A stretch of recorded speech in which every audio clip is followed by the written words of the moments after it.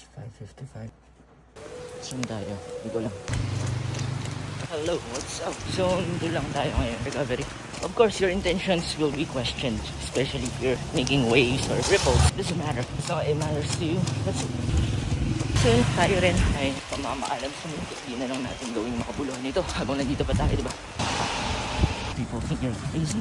You're obsessed? Well, at least obsession. May nagagawa. May naproproduce. May output. Mas maganda yun. At least you're doing the thing na sinabi mong gagawin mo. Hindi yung gada ka ng gada. Pero wala naman palang bitaw. Alright, that's enough. O, conversational pace lang. Para sa mga beginner at nagbabalak. Pag sinabi mong zone 2, ito yung 50 or 60% ng effort. Nakakapagsalita ka ba? Nakakanta ka ba? Tingin mo nga ibagyok. Dalangin ito ng puso. Joke lang. Pero yun ang zone 2. We're gonna run 5K only today. 5K?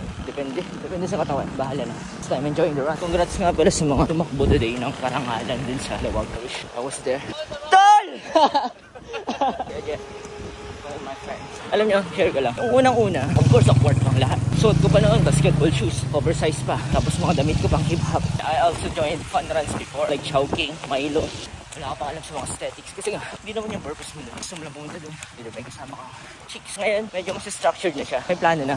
Diba? And also, magiging awkward talaga yung umpisa mo kapag gusto mo pumunta sa gym. Kasi gusto ng mga tao, minsan fundamental kagad yung changes eh. Gusto ng tao, minsan colossal kagad yung changes. Hindi mangyayari yun unless pag-commit ka. Most lazy, disciplined person. I don't want to do this kind of things, you know. Just pretending to like it. Mahirap yun ang gawin. It's simple, but it's not easy. It's 1 kilometer. 8:02, pasok pa sa ating zone pace plan. Mahirap gumising na maaga. Alam natin yan. The comfort na nagibigay ng bed sa atin, it's undeniably great. Pero yung comfort din na yun. Sila rin kasi yung mga nagiging tulungan natin. Sila din yung pumipigil sa atin para maging better. It's very important na merong deliberate discomfort na tinatawag. Kung kasi ganun, mas makilala mo yung sarili mo. Kilala ka nga ng tao. Kumusta naman yung pagkakakilala nila sa'yo? Ano ka ba sa tingin nila? By the way, I was also afflicted by this imposter syndrome. Many people are doing this already. Running, talking, sharing your thoughts. Sinasabi na utak ko, tigilan mo na yung kalokohan na yun. May mga better nagsasalita tungkol sa buhay. Kwento ka ba? Na may kwenta? Kung yun kasi nasa mindset, agad-agad, nililimitahan mo na yung sarili mo na magsalita or mag-share ng mga kwento para sa mga taong importante para sa'yo. Di naman kasi lahat kailangan mong i-please sa mga sinasabi mo. Maraming ma-offend, of course. Sobrang dami. Kasi you're showing them this potential na meron sila pero walang galaw. Yung potential na yan, walang kwenta kung walang galaw. Tama. Yung tao, sumulan. Aside from the imposter syndrome, minsan tinatamaan din tayo ng main character syndrome. Akala natin dating dapat umikot ang mundo. Realistically speaking, hindi po ganun. So, main character syndrome, before, when I was younger, I like to have that kind of attention. Was deprived to me by my parents. You know, the attention that I'm getting. Not that unlike those people na meron magandang family orientation sa kanila. They have this unlimited supply of attention, unlimited supply of validation. While us, mga tao, wala masyado ng ganun.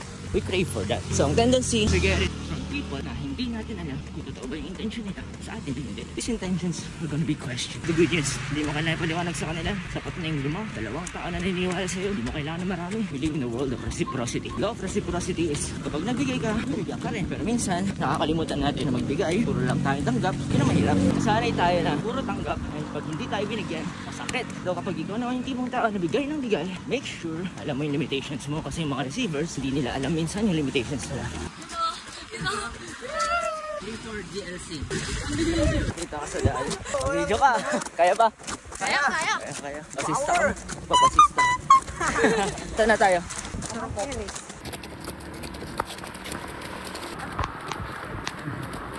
Ba't ka tumatakbo? Anong rason? Bakit ako tumatakbo? Para makakita ng chicks.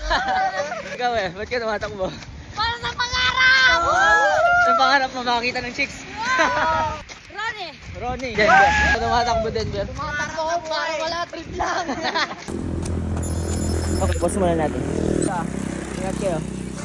Eugene. Ito, Ronnie. Ingat kayo. Bukas ulit Love you. Late tayo. Ingat mga alam mo? AJ po. AJ. Sige, ingat. AJ Sige, bye-bye. Ang running community, masaya. Parehas kayo gusto makamit yung isang bagay para sa sarili natin. I don't know what your reasons are, pero para sa kanila, yun pa lang yung reason. Pero eventually magbabago yan. So yun lang, tapusin na natin tong 10 kilometers. Sabi ko kanina 5 kilometers lang, pero nag-enjoy ako. Nakasalubong ko kasi sila. I gave them a thumbs up. Sumama naman sila. Hindi ko sila pinilit. Yung mga bata nakasabay ko from Basista. Congratulations. Layo Basista to church ng Bremba. Pabalik. Just around 12 kilometers. Lakas.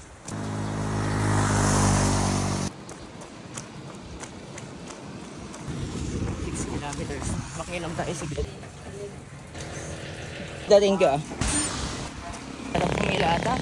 So these things, they are non-negotiable. 7:04. 3 kilometers parang ano lang yan eh. 1 kilometro. Wow. Isang kilometro lang muna. Ang sige, saka na yung dalawa. You have to trick your mind para sa ganun. Feeling malapit lang. Parang pag nagpo-push up ka. Halimbawa, you have to make 20 push-ups. Ang counting ko, 1, 2, 3, 4, 5. 1, 2, 3, 4, 5. Trick mo yung mind mo.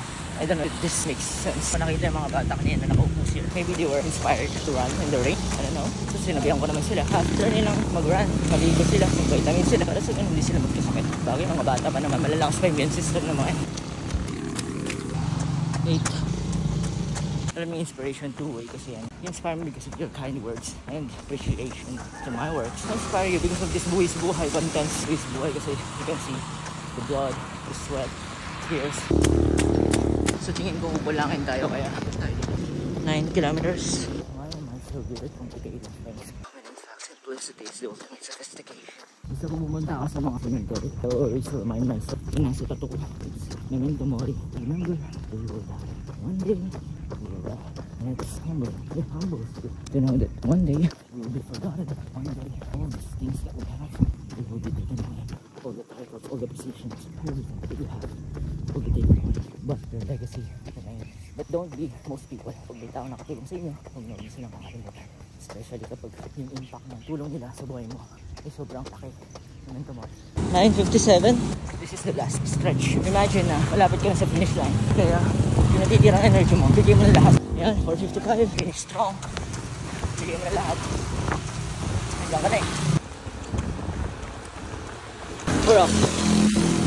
Okay. Thank you, self. Sana may mga natutunan kayo. Kung wala, maging mabuting tao ka na lang. Hindi mo ikakasama ang pagiging mabuting tao. Yun lang. Bye.